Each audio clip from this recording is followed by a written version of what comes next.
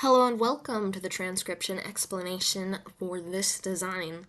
So this one, I'm going to start it off with a little bit of a sob story behind it. So this is a really old design. I made it back in 2015, yeah, in 2015, when I was in college and I had just broken up with my high school boyfriend.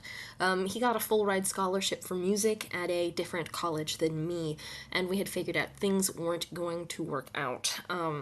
You know, of course he's going to chase that opportunity, and I'm not going to quit where I'm at because I was a year ahead of him in school. So anyway, we broke up, and I was sad. And I took this picture of the sunset on the train that I was riding off into the sunset on as I was, breaking up with my boyfriend. And then big fan of Doctor Who, of course, and this is an important line from Doctor Who when the Doctor, being the clever boy, is told to run and just remember me. Another sob story. So back in high school, this was my first ever boyfriend, and we actually asked each other out by passing notes in this cipher. So yeah, cool. So let's get to it now that the sob story's over, and I will explain how this design is read using this script. Oh, and because of that, I will not be selling download links for this design. I just have a random companion card in with this one because I want to keep this design. Actually, no, I'll have my other Run Your Clever Boy download card that I made as a commission for someone else. But this one, I think I'm okay to sell it at this point, hence me selling it. I think it's a nice piece, really sentimental, and I'm really happy with this picture I took and everything. But yeah, let's get to the reading. So, you start reading the script at the bottom and you go counterclockwise, like a time traveler going back in time. This is the outer sentence circle, and this is a period, punctuation on it, and this is the inner sentence circle, and there's some punctuation on that as well. This is a comma, and then here we have 3 dots. Those are the periods. So comma and then ellipses, because a dot, a period, is a completed circle with like a hole in the middle of it, and then a comma is a filled in circle. So comma, then dot dot dot. And then each word. Here's our first word, second word, third word, fourth word, fifth word, sixth word. And these words are read in that bottom counterclockwise order as well. So, starting at the bottom of the words, the letters in the words are read bottom counterclockwise too. And that's where this comes into play. So this is a really cool font of the unraveled script, and it shows the modifiers and the stems very cleanly and very simply and very well, because in R is this shallow divot shape, this one here, with 1, 2, 3 dots. So that means it's in this column. And to make a letter, you combine the row plus the column to get the letter. And we can do a lot with the dots. For example, 1, 2, 3 dots here are the dots for the R that link up to this comma. So this R here. And then we have our U, and the U is a little circle because it's a vowel. Vowels are all these little guys.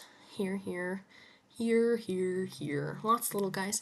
And these little guys are sometimes by themselves or sometimes attached onto the consonant before it. So this is the Y and the O. So this here is this here. In fact, again, this is a font.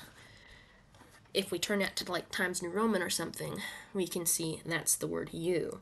Whereas the R and the U here were not attached. You could have it attached like that and be inside the R. But anyway, I have it unattached in this design, and that does not change the translation at all. It's just a stylistic choice you can make. So here's the U with a line going outwards, and then our N has that one line right there. So that's the N. So here's our first word, run. And then again, here's that comma, and then 1, 2 dots on this Y. And I did attach the O to the Y to make that nice little pattern of dots. And then we have this tricky little U. And this style of doing U's is kind of outdated at this point now that we've added slashes through vowels.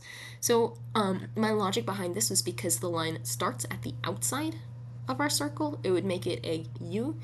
But because we have slashes now, this would look like a slashed I, meaning there's a line going through the middle of an I with the line going towards the middle of the word circle. So this is a tiny bit outdated, but context I think will help you figure out that this is a U. So run U, and then we have clever. So instead of doing the letter C, this is actually the letter K, because the C goes K. So if I turn this into regular font, it is clever, spelled like that. But this K is perfectly valid because in this script you can swap the C's to an S or a K depending on what sound it makes, because actually back in the day this was written, there was no letter C. This was just a K or an S script, no letter C or CH if it went ch. So anyway, we have 1, 2 dots on this thin line, and then 1, 2, 3 dots in the middle. So we have the thin line, the thick line, and then the vowel. And because we have this letter stack, we need to look at our letter stacking rules, which I will zoom in on. So letters in the same row can be stacked, meaning anything in any of these shared stem rows can be stacked. Consonants are read before vowels. So that vowel in the middle, that one's read last, kind of no matter what, unless it has slashes. And then you read thin to thick. So if we look back over here, this thin line has 2 dots, so is the k. This thick line has 1, 2, 3 dots, that's the L, and then that E is last. So that would be the KLE stack. Then we have the V with 1 line on it, with the E in the middle. So VE, and then 1, 2, 3 dots on the R. So that would be clever. And then we have boy. B, deep divot, no modifiers, with the O on it. And then we have this Y with 1, 2 dots on it. And yeah, I just made that O line up with the periods and the dot, dot, dot. So clever boy, dot, dot, dot. And then we have and. Bottom of the word circles here. This is our A outside the word circle. And this is kind of big for an A, but because an A is the only letter outside the word circle in this script, we can make it a little bit big, and we still know it is an A because it cannot be a consonant, because no consonants are fully outside the word circle. Then we have our N with 1 line on it, and then a D with 1, 2, 3 dots.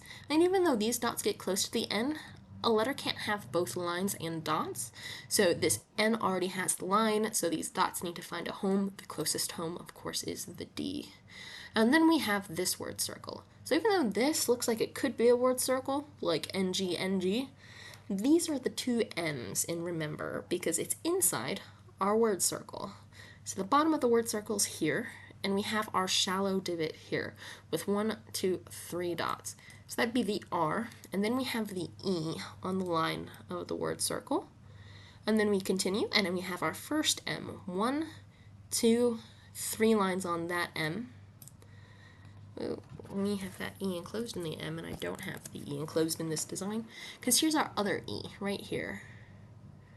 And then we have our other M here, done the same way as the first M. Then we have the B and E together. And then last but not least, we have this shallow divot R. And it is kind of framing that sunset there. So yeah, run, you clever boy, and remember. And I really hope you like this design. I'm super happy with how it turned out, and I think it's such a sweet, sentimental piece. Bye!